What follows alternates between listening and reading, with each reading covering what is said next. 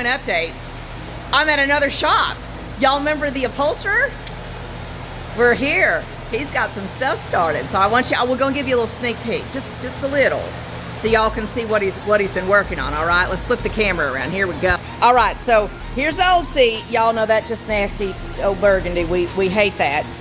This is the man that is doing our upholstering, the actual man. And so here's where we're going. Y'all ready? Woo!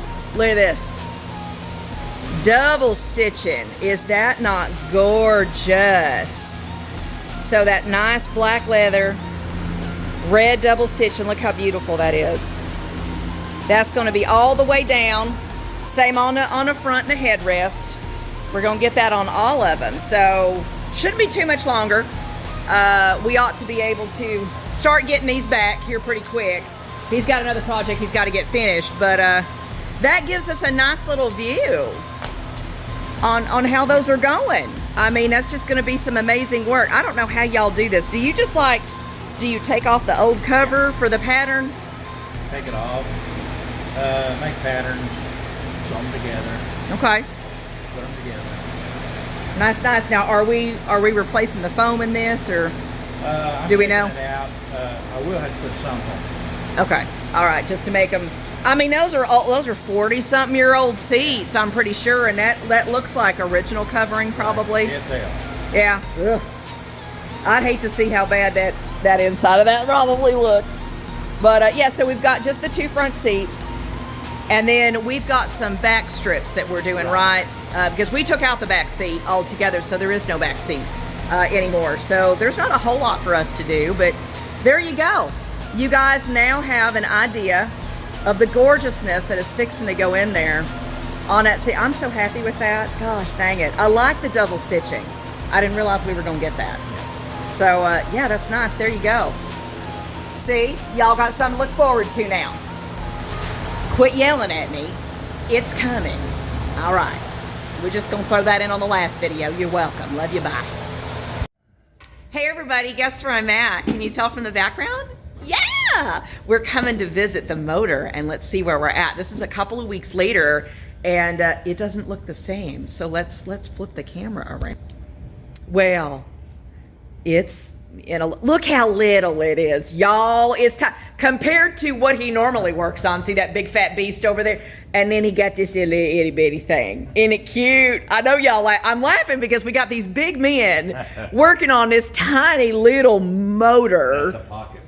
It's a pocket motor. Yes, he says he can fit it in his pocket. So kind of explain for the peoples that don't know, myself included, what is we looking at? That's the cylinder head, and the camshaft's in the cylinder head. Okay. This is the piston and rod assemblies that came out of it.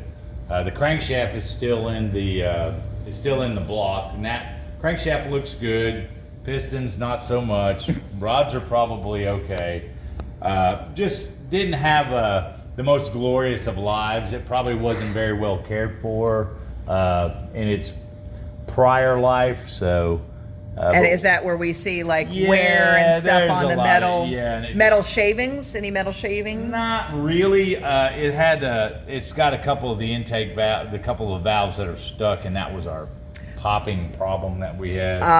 So okay. But we'll redo all now that. You're machining some parts to make bigger, pouring it. So what is that you're doing? The pistons will be oversized. The block will be bored to the corresponding bore size to fit the piston. Okay, so that's something you actually will be cutting those holes and making them bigger. Yes, is that correct? Exactly. That's how that works. We'll be enlarging the diameter of the. We do that to get more power?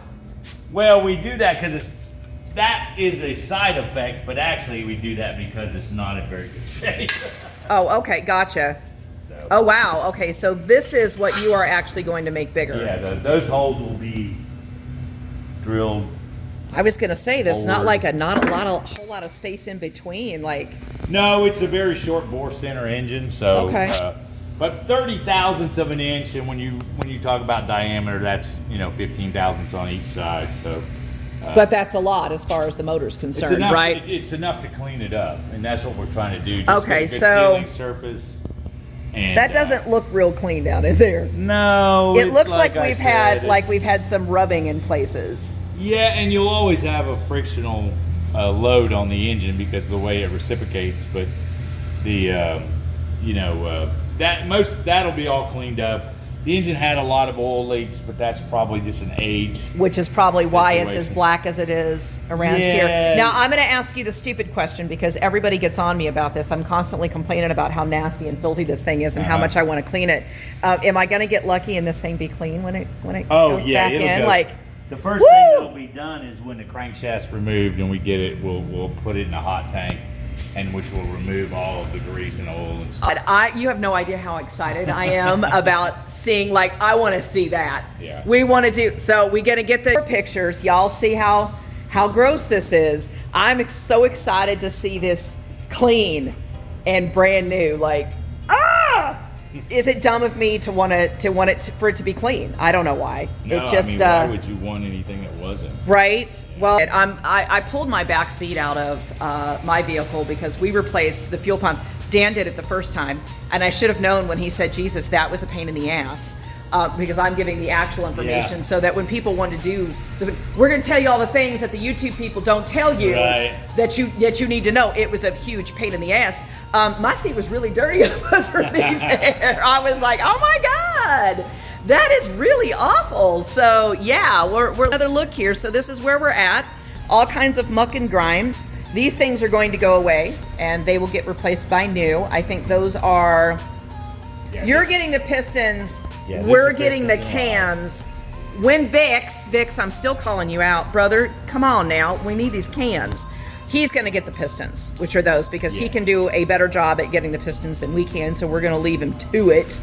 And maybe one of these years those damn cans will come available. It's officially August. They were supposed to be out in July. Yeah. So he's running, Vic. Such is the world. Why? Because, government, needs to start paying people to stay home. Just saying, we can't compete. So quit doing Government has too much intervention in your life is the problem. And they know. They're trying to gain more, so we should push back and force them to have less. Yes, please listen to him. He's a very smart man. I'm just saying. Y'all know my views. I get on my pulpit all the time. All right, so there's your update.